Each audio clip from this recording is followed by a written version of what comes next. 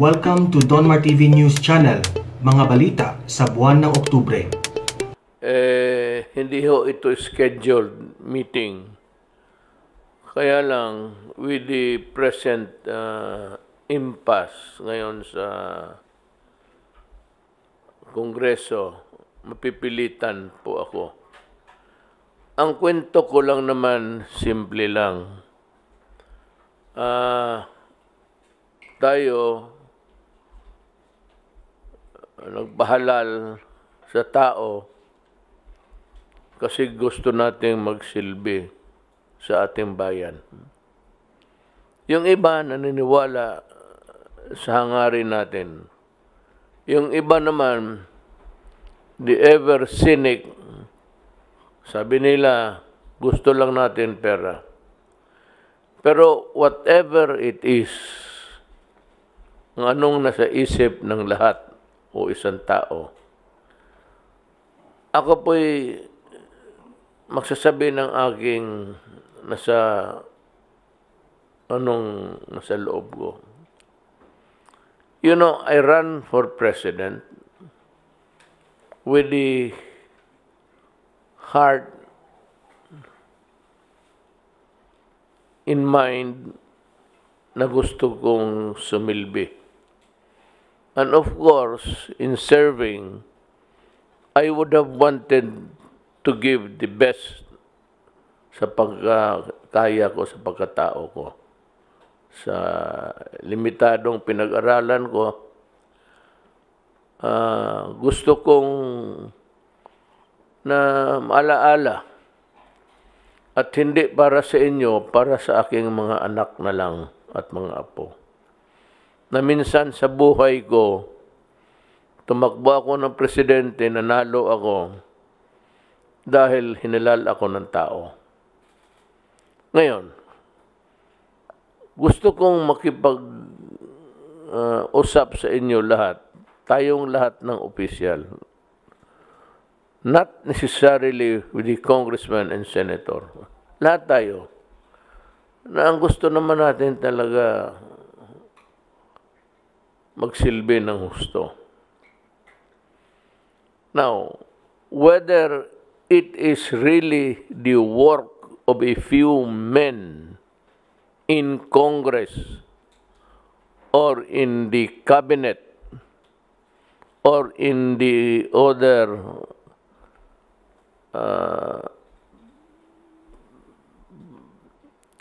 agencies ng ating gobyerno, ang gusto natin yung tama lang. Ano man ang ang gusto natin yung tama. Ako naman, gusto kong iiwan yung tama.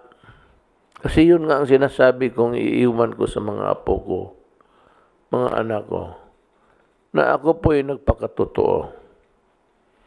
Now, you would notice dito sa ating bayan na kung magkaletse-letse, hindi yan sila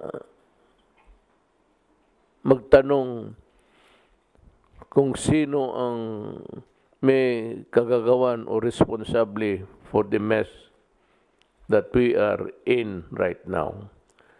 Hindi naman sila magtatanong, wala silang pakialam.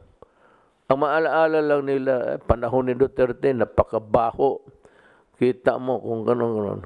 Hindi, they do not mention, yung si Alan noon yung sa Congress o si Lords, wala. Ang sabihin, administrasyon ni Duterte. Ako naman, hindi na masyado ako ambisyoso. Pero gusto kong maganda yung administrasyon ko sana.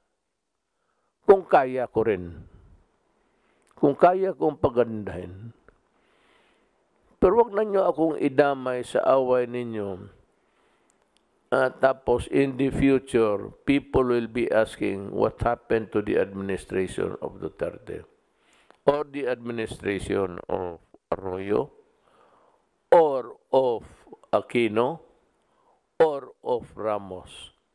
Hindi man sila magtanong kung sino yung mga tao doon responsible for the haywire administration of a certain period, gaya ko sa panahon ko. Ako gusto ko na maglingkod sa bayan na walang masabi sa akin. Kaya nakikiusap ako sa mga kasama ko sa gobyerno, yung hinalal, lalo na huwag naman ninyo akong idamay. Ako gusto ko, kayo hindi. Diyan tayo magkaroon ng problema. Ang gobyerno natin, maraming problema. Yang COVID na yan, hindi yan umaalis sa Pilipinas, matagal na. Lumilipad lang yung mikrobyo na yan diyan dito sa atin. Kung sino lang ang malas madapuan, yun na yun. So people are dying, people are sick, people need medicines, at marami pang ibang sabihin ko sa inyo, alam ninyo yan. I will not enumerate because alam ninyo. Kayo ang nag-prepare ng budget nga dyan eh. Hindi na rin ako, I will not cite the constitutional provisions that you have violated ever since. Hindi na ako dyan. Kasi hindi naman ito away ng legal eh. Pero ang pakiusap ko, ayusin ninyo. At isipin ninyo ang Pilipino na nasa ospital ngayon ang kailangan ng medisina. At yung mga Pilipinong mamamatay ngayon, ganitong oras, na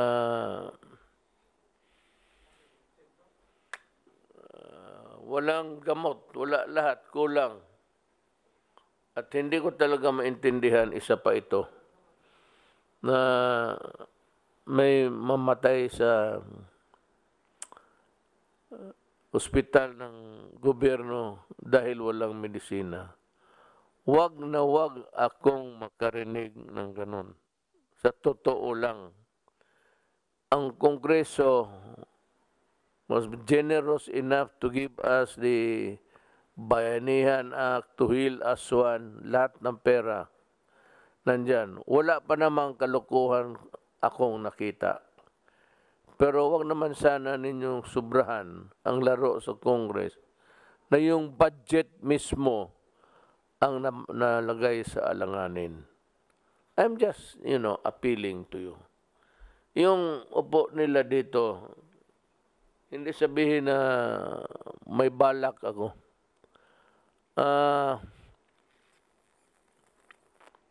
Gusto ko lang sabihin in one straight statement. Either you resolve the issue sa impasse ninyo dyan and pass the budget legally and constitutionally. Pag hindi ninyo ginawa, ako ang gagawa para sa inyo. Hindi ako nananakot. Wala akong ambisyon manakot. Wala rin akong ambisyon na tatagal dito sa pwestong putang inan to, na puro problema. Wala akong hangarin. Basta sinasabi ko lang, if you do not solve the problem, then I will solve the problem for you. Mamili kayo. Either we have the positive development na maligayahan yung tao, yung amo natin palagi sa huli yan.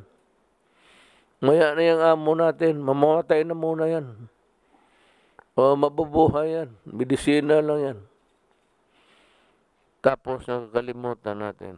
We always forget that there is something more, higher than just delaying or maneuvering in Congress because everybody wants to be speaker.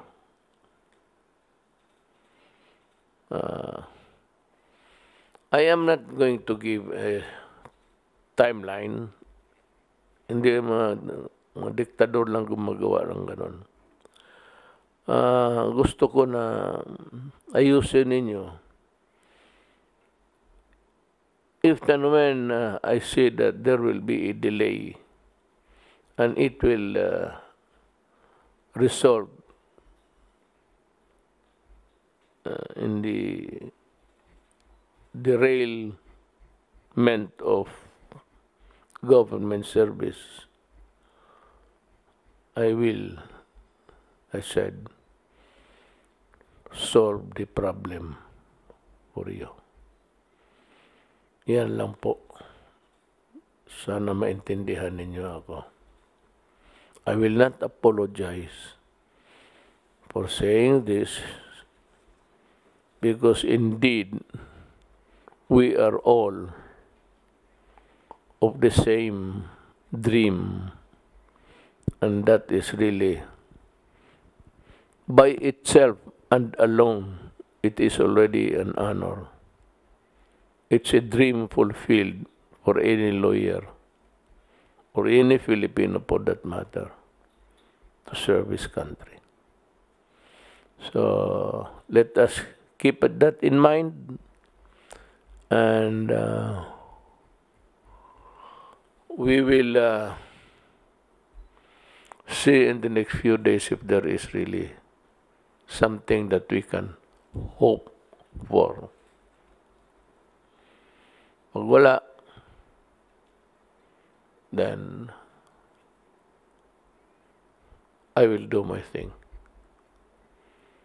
Maraming salamat sa inyong, cannot pronounce it properly sometimes. Thank you for listening to me and giving me the understanding.